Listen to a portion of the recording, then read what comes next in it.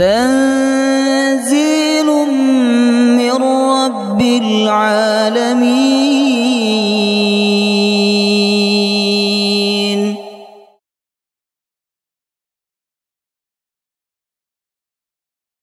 يا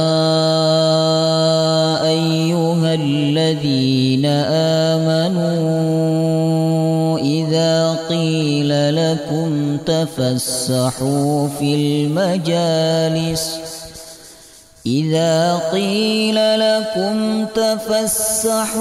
في المجالس فافسحوا يفسح الله لكم وإذا قيل انشزوا فانشزوا يرفع الله الذين آمنوا منكم والذين أوتوا العلم درجات والله بما تعملون خبير.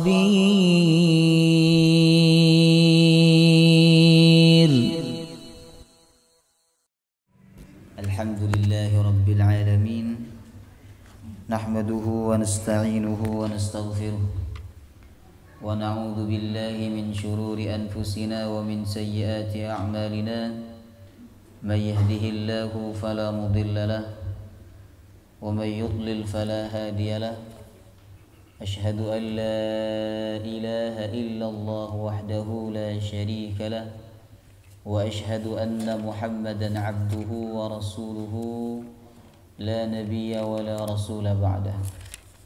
اللهم صل وسلم على نبينا محمد وعلى آله وصحبه أجمعين. اللهم إنا نسألك علما نافعا ورزقا طيبا وعملا متقبلا.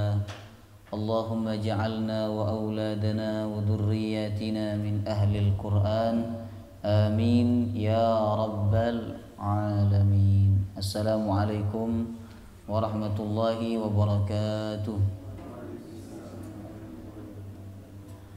Alhamdulillah, bersyukur kepada Allah Subhanahu wa taala.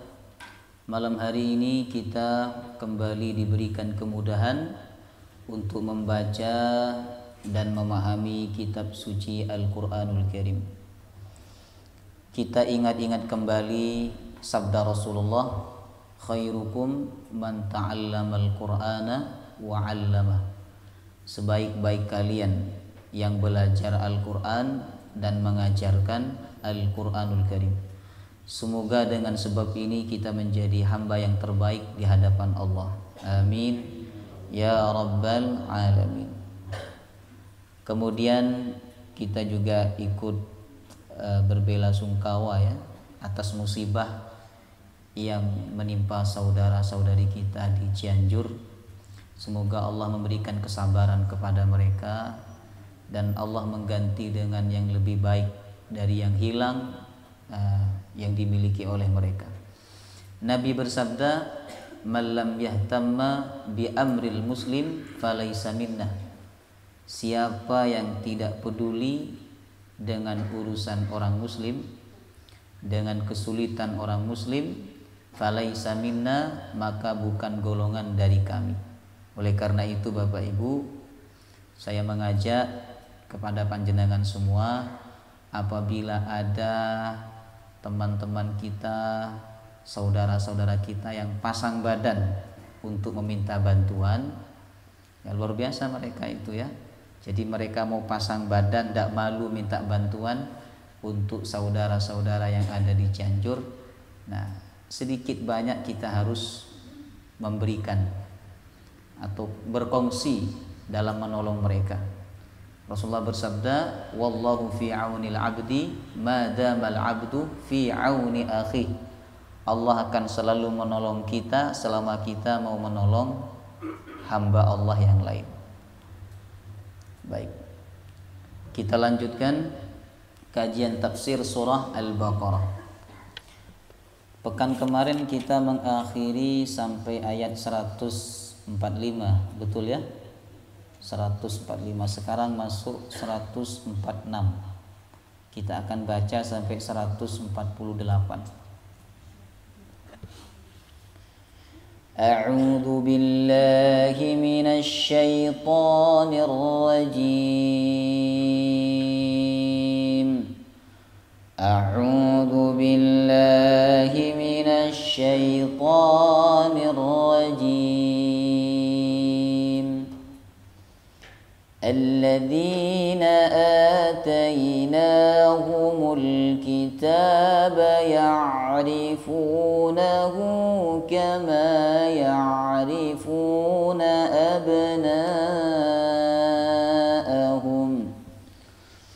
الذين آتيناهم الكتاب يعرفونه كما يعرفون أبناءهم وإن فريقا منهم ليكتمون الحق وهم يعلمون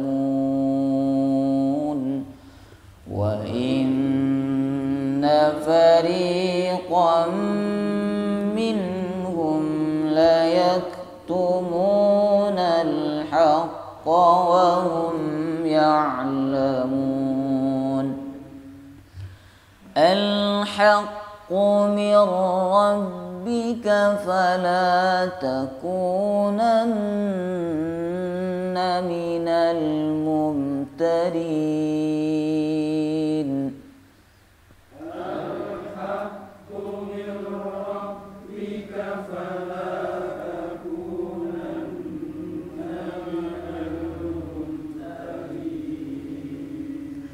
ولكل وجهة هو موليها ولكل وجهة هو موليها فاستبقوا الخيرات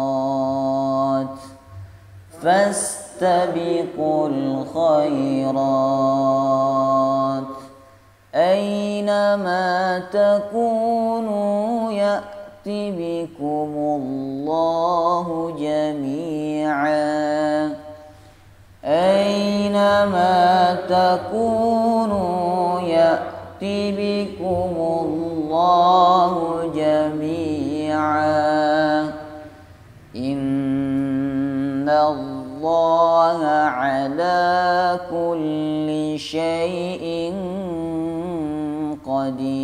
قدير إن الله على كل شيء قدير.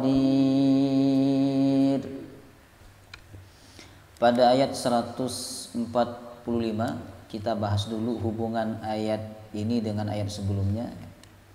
Jadi ayat 145 Allah melarang Nabi Muhammad dan melarang kita semua mengikuti hawa nafsu Yahudi dalam beragama. Ternyata orang Yahudi itu beragama bukan pakai dalil, bukan pakai tuntunan dari Allah dan Rasulnya, tapi mereka beragama dan memahami agama dengan hawa nafsu. Ini yang sangat berbahaya Bapak Ibu. Hawa nafsu yang sangat berbahaya itu nafsu dalam beragama. Kalau ada orang punya hawa nafsu syahwat, ya, itu bahayanya hanya bagi dia sendiri, ya. Tapi ketika beragama menggunakan hawa nafsu, itu bahayanya bukan hanya bagi dia, tapi bagi agama itu sendiri, kemudian bagi orang lain. Nah, maka beragama tidak boleh dengan perasaan, tidak boleh dengan hawa nafsu, tapi beragama itu harus pakai dalil sesuai tuntunan. Kalau agama itu pakai perasaan, pakai akal, tidak mungkin Hajar Aswad itu dicium. Betul nggak? Apa kemuliaan Hajar Aswad? Ada apa dengan batu? Kenapa batu kok dicium? Kata sahabat Umar bin Khattab, kalau Rasulullah tidak mencium kamu wahai batu, aku tidak akan pernah mencium kamu. Jadi satu-satunya batu yang sunnah dicium itu hanya Hajar Aswad. Adapun batu akik, batu apa-apa itu tidak sunnah dicium itu. Ya, justru kalau diagungkan hukumnya bisa haram jemaah Allah. Karena kita mengagungkan benda yang tidak diagungkan dalam syariat. Ya. Jadi itu bukti bahwa beragama tidak boleh pakai akal, tidak boleh pakai perasaan, tidak boleh pakai hawa nafsu. Siapa yang beragama menggunakan hawa nafsu, dia adalah pengikut-pengikut Yahudi. Kemudian di ayat 146 Allah menyebutkan contoh perbuatan orang Yahudi yang beragama menggunakan hawa nafsu, yaitu mereka menutupi kebenaran padahal mereka tahu itu adalah kebenaran yang harus disampaikan. Tapi karena tidak sesuai dengan keinginan mereka, tidak sesuai dengan keuntungan yang diperoleh oleh mereka, maka mereka menutupi kebenaran tersebut. Allah berfirman, alladzina atainahumul kitaba ya'rifunahu kama ya'rifuna abna'ahum. Alladzina atainahumul kitab, sesungguhnya orang-orang yang kami berikan Alkitab, yakni ahlul kitab. Ahlul kitab itu maksudnya Bapak Ibu, orang Yahudi atau Nasrani yang membaca Alkitab dan memahami. Kalau dia hanya sebagai orang Yahudi atau orang Nasrani tapi dia tidak membaca kitabnya, tidak memahami kitabnya, itu belum dikatakan sebagai ahlul kitab. Nah, sama dengan istilah ahlul Quran. Nah, ahlul Quran itu adalah orang yang membaca Al-Quran, memahami Al-Quran, sekaligus mengamalkan Al-Quran. Itu baru disebut dengan ahlul Quran, ahli Quran. Nah, maka yang dimaksud dengan ahlul kitab dalam ayat ini adalah ulama-ulamanya. Nah, bukan orang biasa, tapi mereka yang membaca Alkitab. Kalau Yahudi berarti kitab Taurat, kalau Nasrani berarti kitab Injil. Jadi mereka membaca dan memahami, sehingga mereka disebut dengan ahlul kitab. Berarti yang dimaksud oleh ayat ini adalah ulama-ulamanya ahlul kitab. Sesungguhnya alladzina atainahumul kitab, orang-orang yang diberikan Alkitab, yakni ulama-ulama mereka, ya'rifunahu, mereka mengenal, ya, mereka mengenal Nabi Muhammad. Hunya kembali kepada Nabi Muhammad. Mereka mengenal Nabi Muhammad kama ya'rifuna abna'ahum, sebagaimana mereka mengenal anak laki-laki mereka. Apa maksud dari ayat ini? Mengenal yang dimaksud oleh ayat ini bukan berkenalan, ya, bukan. Tapi yang dimaksud mengenal dalam ayat ini adalah mengenal sifat-sifat kenabian Nabi Muhammad. Mengenal bahwa Nabi Muhammad itu Rasul terakhir yang diutus oleh Allah Subhanahu wa ta'ala. Karena siapa yang membaca kitab Taurat, yang membaca kitab Injil, di dalam kitab itu sudah dijelaskan, diterangkan oleh Allah bahwa Rasul terakhir adalah Nabi Muhammad sallallahu alaihi wasallam. Sehingga dikatakan dalam ayat ini, sebenarnya ulama-ulama ahlul kitab itu tahu bahwa Nabi Muhammad adalah Rasul yang terakhir. Mereka mengenal sifat-sifatnya, mulai dari cara bicaranya, cara bersikap, kemudian perawakannya. Itu sudah disebutkan oleh Allah dalam kitab-kitab mereka. Kama ya'rifuna abna'ahum, sebagaimana mereka mengenal anak laki-laki mereka. Ya. Ini dalilnya ada di surah Al-A'raf ayat 157 sebagai penguat ayat ini. Yajidunahu maktuban indahum fit Taurati wal Injil. Mereka mendapati Nabi Muhammad itu maktuban, tertulis, tercatat. Di mana? Fit Taurati wal Injil, di dalam kitab Taurat dan di dalam kitab Injil.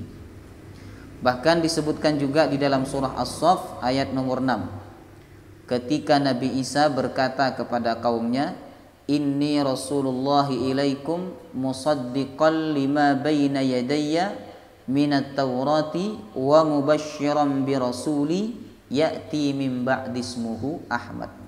Aku diutus kepada kalian wahai kaumku untuk membenarkan kitab yang ada bersamaku, yaitu kitab Taurat dan kitab Injil. Wa mubasysyiran bi rasuli ya'ti min ba'di ismuhu Ahmad. Dan aku diutus untuk memberikan kabar gembira kepada kalian bahwa setelah aku nanti akan ada rasul yang diutus oleh Allah. Namanya siapa? Namanya siapa? Ahmad apa Muhammad? Yang betul namanya Muhammad apa Ahmad? Betul semua dua-duanya. Muhammad benar, Ahmad benar. Karena Nabi kita itu punya nama yang banyak. Termasuk nama Nabi Muhammad yang disebut oleh Quran itu adalah Toha. Toha itu nama panggilan dari Nabi Muhammad SAW. Banyaknya nama sesuatu itu menunjukkan bahwa sesuatu itu mulia. Seperti surah dalam Quran ya. Kalau banyak namanya berarti surah itu agung. Surah Al-Fatihah namanya ada 20. Kemudian surah Al-Ikhlas namanya juga ada 20. Menunjukkan bahwa surah itu amat sangat mulia. Nabi Muhammad adalah manusia yang paling mulia, Sayyidul Anbiya wal Mursalin. Maka nama beliau amat sangat banyak ya. Tapi nama yang populer adalah Muhammad. Itu nama yang diberikan oleh kakeknya Abdul Muttalib ya. Tapi tentu pemilihan nama itu atas bimbingan dari Allah Subhanahu wa taala. Tapi kalau di Al-Qur'an ya, di kitab Injil ya rahimakumullah, sebagaimana ayat Quran di surah As-Saff ayat nomor 6 ya. Nama beliau bukan Muhammad di kitab Injil, tapi namanya Ahmad. Makanya sebaik-baik nama itu kata Nabi, ma hummida wa ma ubbida. Nama anak laki-laki yang diawali Ahmad, Muhammad atau Abdun. Pak Didi nama panjangnya apa? Ahmad, ada Ahmadnya? Tidak ada. Muhammad, Abdun, oh tidak ada. Apalagi Pak Sigit ya. Baik, ganti KTP ya.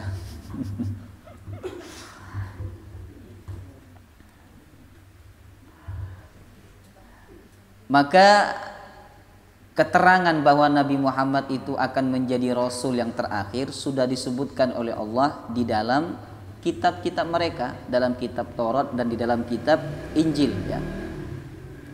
Oleh karena itu dalam ayat ini Allah mengatakan orang-orang yang membaca Alkitab dan dia memahami Alkitab dengan benar, maka mereka pasti mengenal Nabi Muhammad bahwa beliau adalah Nabi dan Rasul sebagaimana sifat-sifat yang disebutkan dalam kitab mereka.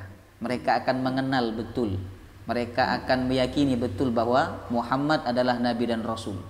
Kama ya'rifuna abna'ahum, sebagaimana mereka mengenal anak laki-laki mereka. Kenapa anak laki-laki yang disebut? Dan sering Al-Quran menyebut anak laki-laki ketimbang anak perempuan. Kalau abnaun, anak laki-laki. Kalau anak perempuan bahasanya banatun. Kalau umum laki-laki perempuan auladun. Ya.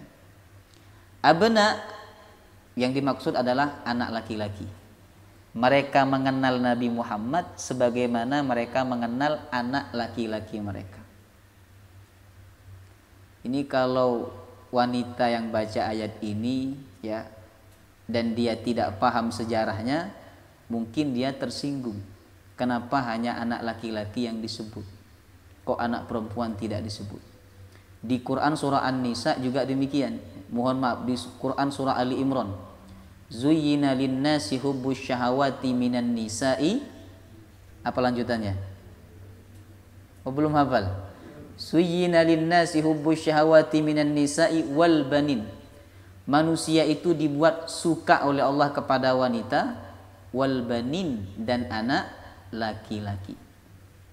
Kenapa anak laki-laki yang disebut? Yang pertama karena memang secara fitrah manusia itu lebih suka anak laki-laki daripada anak perempuan, ya. Lebih suka anak laki-laki daripada anak perempuan. Betul lah ini?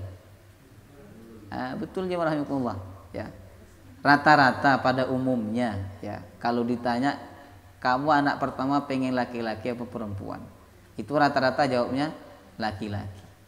Anak kedua laki-laki. Baru ketika anak laki-lakinya 3, minta yang keempat anak perempuan, ya. Kemudian yang kedua, anak laki-laki itu dapat melanjutkan nasab, sedangkan anak perempuan tidak dapat melanjutkan nasab, ya. Anak laki-laki kalau menikah tetap milik orang tuanya, tapi anak perempuan kalau sudah menikah milik siapa? Milik suaminya. Ada seorang sahabat datang ke Rasulullah, ya Rasulullah, bagi wanita yang berhak mendapatkan kasih sayangnya, yang berhak mendapatkan baktinya siapa? Kata Nabi, bagi wanita yang berhak mendapatkan kasih sayangnya dan baktinya adalah suaminya. Sedangkan bagi laki-laki yang berhak mendapatkan kasih sayangnya adalah ibunya. Nah, jadi makanya orang-orang Arab dahulu, jamaah rahimakumullah, bahkan sampai sekarang mereka lebih suka, lebih senang anak laki-laki. Tapi ingat, tidak akan ada laki-laki kalau tidak ada perempuan, ya. Nah, kemudian kenapa anak laki-laki yang sering disebut, ya? Karena anak laki-laki itu dapat membantu orang tuanya dalam urusan yang berat-berat, ya. Seperti ada genteng bocor, yang bantu anak laki-laki perempuan, laki-laki, ya. Kemudian ke sawah ngangkut-ngangkut barang, yang bantu anak laki-laki, nah, tanpa mengecilkan anak perempuan. Karena saya juga punya anak perempuan, jemaah rahimakumullah, ya. Wanita itu tetap mulia, dan hadirnya Islam menjunjung tinggi kemuliaan wanita. Bayangkan, Allah buktikan kemuliaan wanita itu. Pertama yang masuk Islam di kalangan sahabat-sahabat Nabi itu pertama wanita apa laki-laki? Wanita, perempuan, yang bernama Khadijah radhiyallahu anha. Kemudian yang pertama tinggal di tanah haram adalah seorang wanita, namanya Siti Hajar, ya. Kemudian jemaah rahimakumullah, dalam Quran ada satu surah yang dikasih nama dengan nama wanita. Surat apa? An-Nisa. Ada enggak surat Ar-Rijal? Tidak ada. Dan saking mulianya wanita itu, ya, sampai pusat kota dikasih dengan istilah wanita, ibu kota, ya. Ada enggak bapak kota? Tidak ada. Tapi sebentar lagi ada ini di Kalimantan, ya. Nah, makanya yang disebut dalam ayat ini adalah anak laki-laki. Jadi inti daripada ayat ini adalah bahwa ulama ahlul kitab itu sebenarnya mereka mengenal betul Nabi Muhammad adalah seorang nabi dan rasul, sebagaimana mereka mengenal anak laki-laki mereka, ya. Ada riwayat yang menguatkan ayat ini, yaitu riwayat dari Abdullah bin Salam. Abdullah bin Salam adalah mantan seorang ulama Yahudi, ya. Dulu sebelum beliau masuk Islam, ketika orang-orang bertanya, siapakah di antara kalian yang paling alim, yang paling soleh?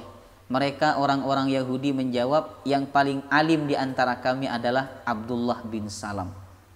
Tapi setelah Abdullah bin Salam masuk Islam, ada orang bertanya kepada mereka, bagaimana pendapat kalian tentang Abdullah bin Salam? Kata orang-orang Yahudi, dia adalah orang yang paling buruk di antara kami.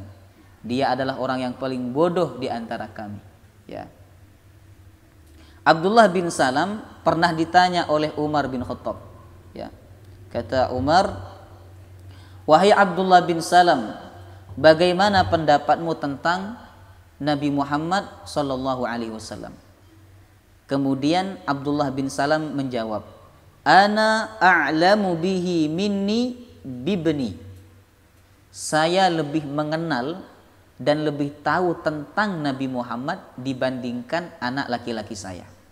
Umar kaget. Kenapa demikian? Bukankah kamu lebih dekat dengan anak laki-lakimu dibandingkan dengan Nabi Muhammad?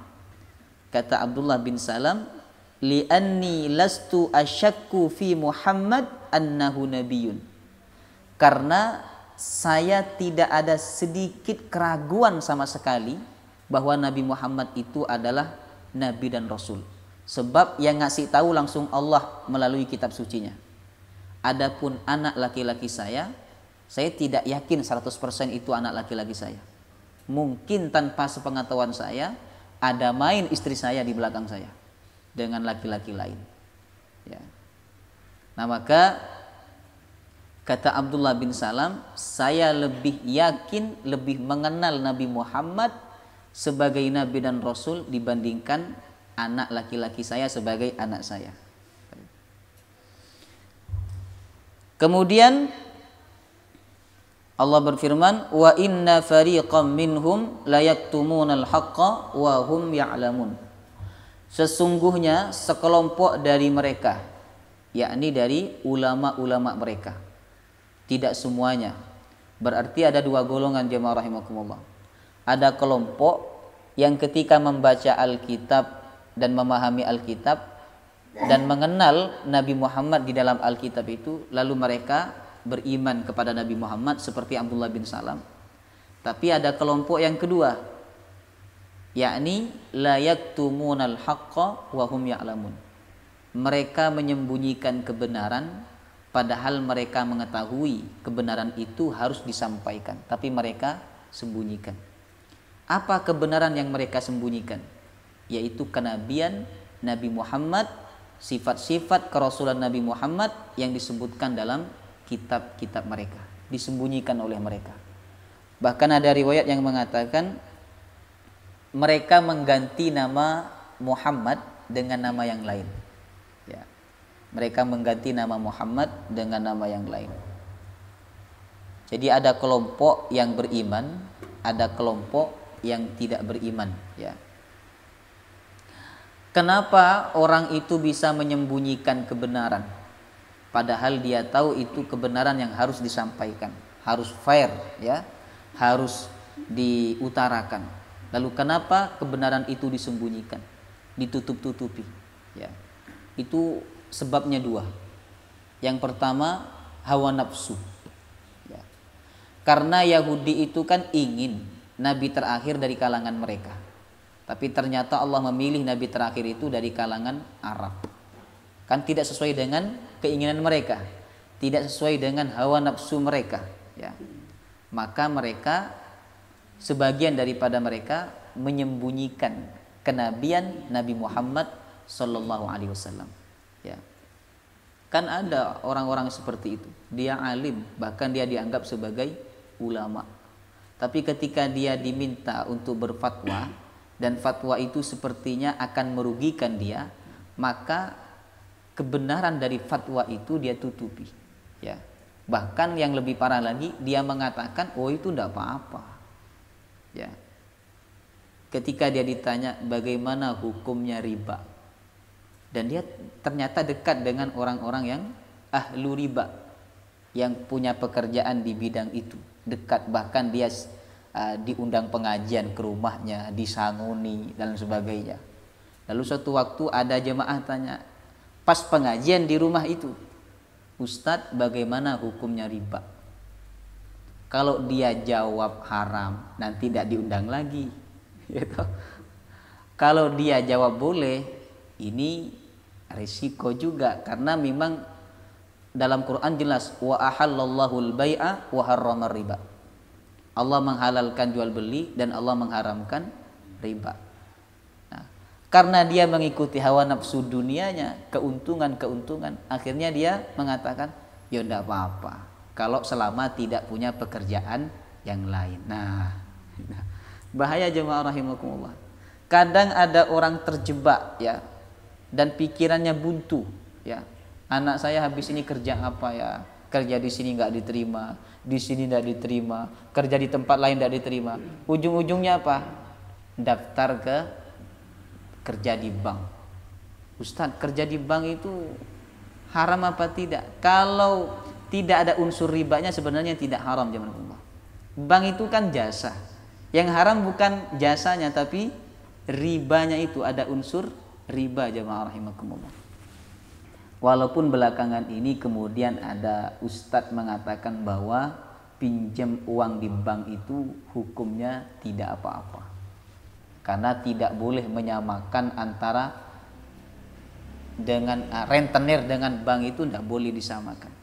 Tapi kan kalau kita merujuk kepada hadis Nabi, segala pinjaman yang ada unsur mencari untung ya dari orang yang meminjamkan itu dikatakan riba. Ya. Segala bentuk pinjaman. Contoh ya. Panjenengan meminjamkan kepada saya sepeda motor. Ya, atau saya bilang gini, Pak, saya pinjam sepeda motornya. Ya Ustadz, enggak apa-apa. Tolong nanti diisi full ya bensinnya. Itu riba loh. Hati-hati. Ya. Tapi yang pinjam harus pengertian juga, ya. Dan perkara yang seperti itu jamaah rahimakumullah, ya. Kalau kita mengambil sesuatu dari yang kita pinjam itu berkurang ya, itu akadnya bukan pinjam sebenarnya, tapi minta. Contoh ya, panjenengan yang sekarang terjadi ini pinjam pulpen yang banyak itu ya, itu kan mengurangi tinta, maka akadnya sebenarnya bukan pinjam tapi minta tintanya sedikit. Kalau panjenengan pinjam motor dan panjenengan nantinya tidak mengganti bensin itu, bensinnya nggak diganti ya, karena dekatlah mungkin hanya beberapa meter saja panjenengan pinjam motor itu, bensinnya berkurang sedikit. Karena ada yang berkurang dari barang pinjaman itu, maka akad yang benar bukan meminjam tapi minta. Pak, saya minta motornya. Bukan minta motor, minta bensinnya. Nanti dikasih bensin ya. Tapi sudah maklum ya, sudah hal yang terjadi sehingga bahasa meminjam itu sama yang meminjamkan sudah dipahami bahwa dia tidak hanya meminjam, tapi ada hal yang berkurang dari barang yang dia pinjam itu. Hal yang maklum, maka itu tidak apa-apa jemaah rahimakumullah. Cuman lebih afdolnya, lebih pasnya akadnya bukan akad pinjam, tapi akad minta ya. Jadi orang itu kalau beragama dengan hawa nafsu ya, maka ketika tidak sesuai dengan hawa nafsunya, bisa saja kebenaran itu akan ditutupi. Kemudian yang kedua, faktor orang menutupi kebenaran adalah karena dengki. Karena dengki ya. Sebagaimana orang Yahudi ya, dia dengki kepada Nabi Muhammad ya. Dia tidak suka kepada Nabi Muhammad SAW ya, karena bukan dari kalangan mereka. Karena sikap dengki itulah akhirnya sekelompok dari mereka menutupi kebenaran dari kerasulan Nabi Muhammad sallallahu alaihi wasallam. Nah, hati-hati ya. Orang itu kan kalau dengki tidak mau melihat orang lain benar dan tidak mau menceritakan kebenaran orang lain, kebaikan orang lain. Sebaliknya, ketika dia dengki, maka dia akan senang dengan kesalahan orang lain dan dia akan cerita kemana-mana tentang kesalahan orang lain. Itu hati-hati. Berarti yang bersangkutan sudah kena sifat dengki. Ada doa yang diajarkan oleh Allah supaya hati kita ini jauh dari dengki. Apa doanya? Rabbana ighfir lana wa li ikhwanina alladhina sabaquna bil iman wa la taj'al fi qulubina ghillan lil ladzina amanu. Rabbana innaka raufur rahim. Ya Allah, ampuni dosa-dosa kami dan dosa saudara-saudara kami yang telah mendahului kami dengan iman. Ya Allah, jangan jadikan hati kami ghillan, dengki, tidak suka, benci, lilladzina amanu, kepada orang-orang beriman. Ya. Itulah dua sebab kenapa orang menutupi kebenaran, padahal kebenaran itu harus disampaikan. Kemudian ayat ini jemaah rahimakumullah, larangan menyembunyikan ilmu. Jadi dalam ayat wa inna fariqam minhum la yaktumunal haqqa wa hum ya'lamun, ini terkandung pesan larangan menyembunyikan ilmu. Larangan menyembunyikan ilmu agama, ya. Nabi bersabda, man su'ila an ilmin fakatamahu uljima yaumal qiyamati bilijamin minan nar. Barang siapa yang ditanya tentang ilmu agama, sebenarnya dia tahu tapi dia menyembunyikannya, ya. Uljima yaumal qiyamati bilijamin minan nar, maka dia akan uljim itu akan dirajam, akan dicambuk, ya. Yaumal qiyamati, pada hari kiamat, bilijamin minan nar, dengan cambuk yang terbuat dari api neraka. Hadis sahih riwayat Imam At-Tirmizi. Kemudian dalam hadis lain riwayat Imam At-Tabarani, Nabi bersabda, mathalul ladzi yata'allamul ilma thumma la yuhadditsu bihi kamathalil ladzi yaknizul kanza fala yunfiqu minhu.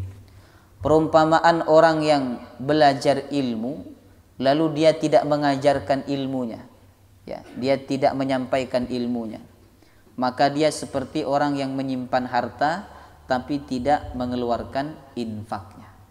Segala sesuatu itu ada zakatnya.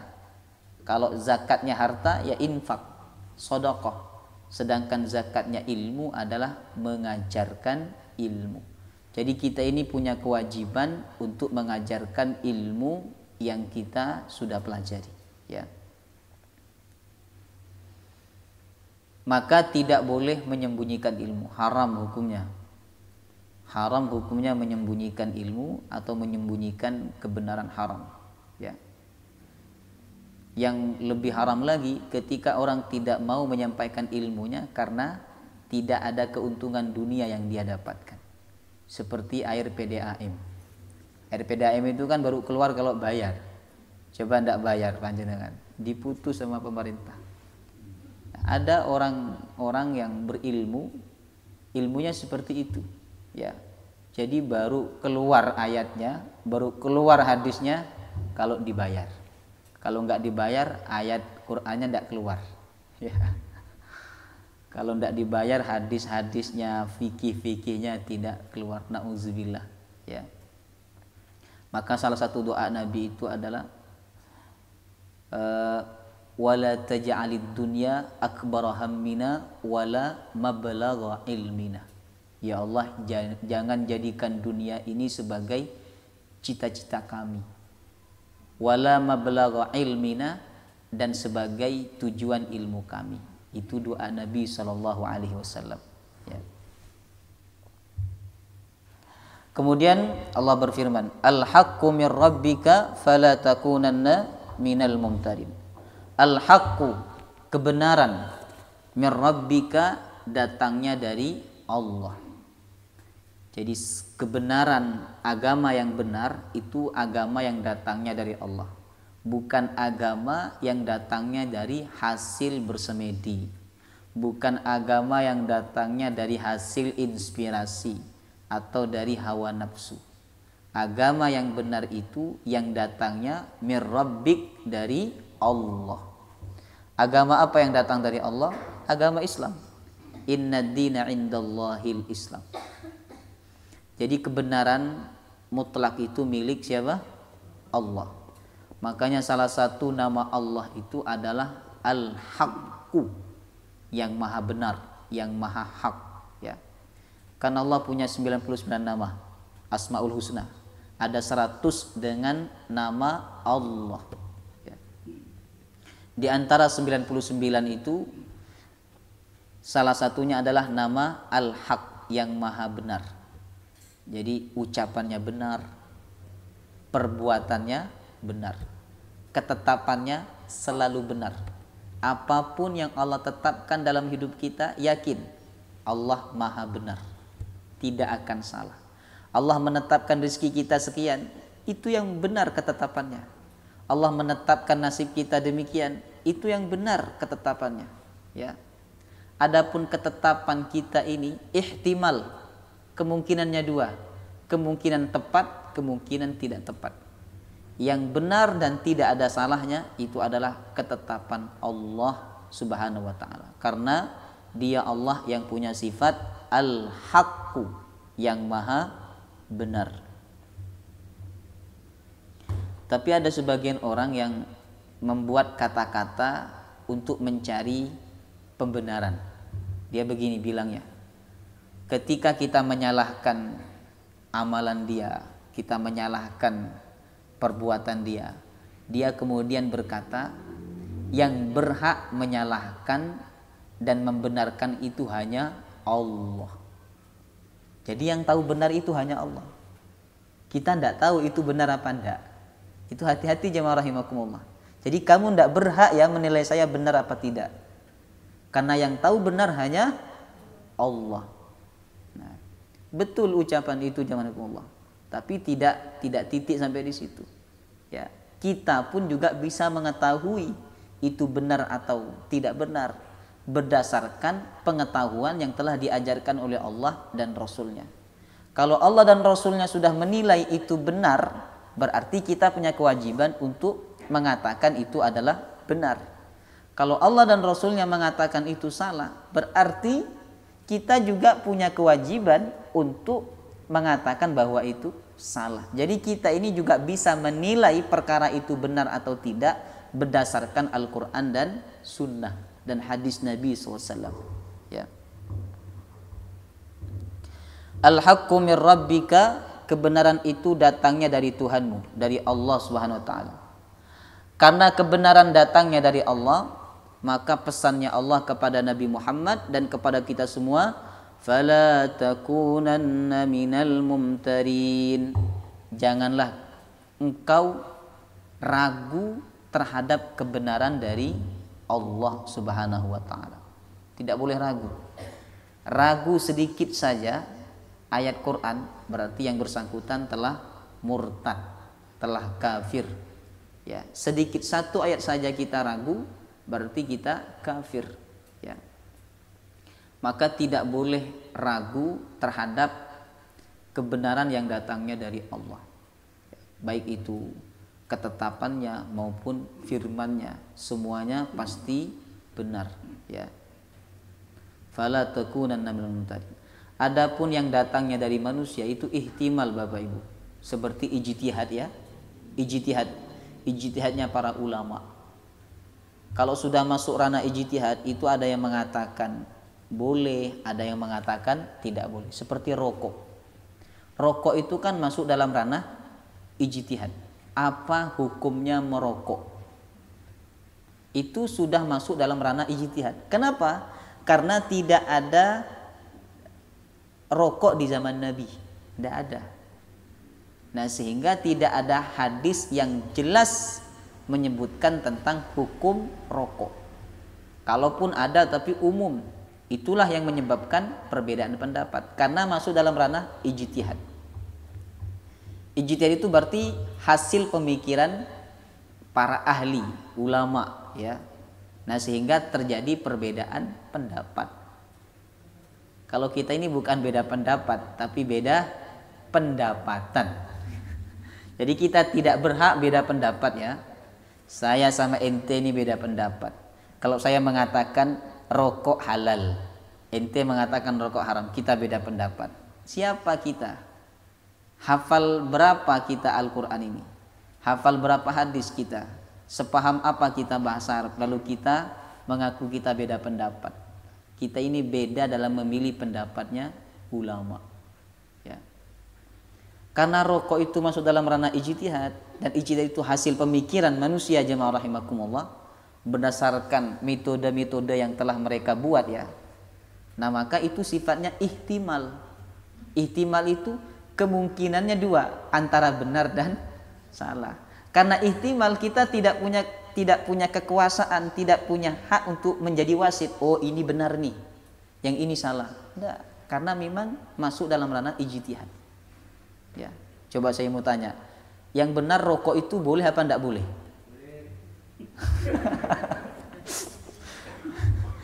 Boleh. Nah, jadi karena ihtimal kita tidak boleh menghukumi jamaah. Oh, yang benar itu yang boleh, yang benar itu yang tidak boleh. Ngoten. Tapi kalau sudah dari Allah dan Rasulnya, kita tidak boleh ihtimal, tidak boleh pakai kemungkinan. Oh, kemungkinan ini boleh. Nah, tidak boleh, kita harus sesuai dengan petunjuk Allah dan Rasulnya. Allah mengatakan haram, ya haram. Rasul mengatakan haram, ya haram. Tidak ada ihtimal, tidak ada kemungkinan. Paham ya? Nah, maka ketika al-haq itu datangnya dari Allah, fala takunanna minal mumtarin. Jangan engkau ragu sedikit pun. Wallahu taala alam bisawab. Cukup ya, semoga bermanfaat. Insyaallah kita lanjut pekan yang akan datang. Subhanakallahumma bihamdika asyhadu an la ilaha illa anta astaghfiruka wa atubu ilaik. Wassalamualaikum warahmatullahi wabarakatuh.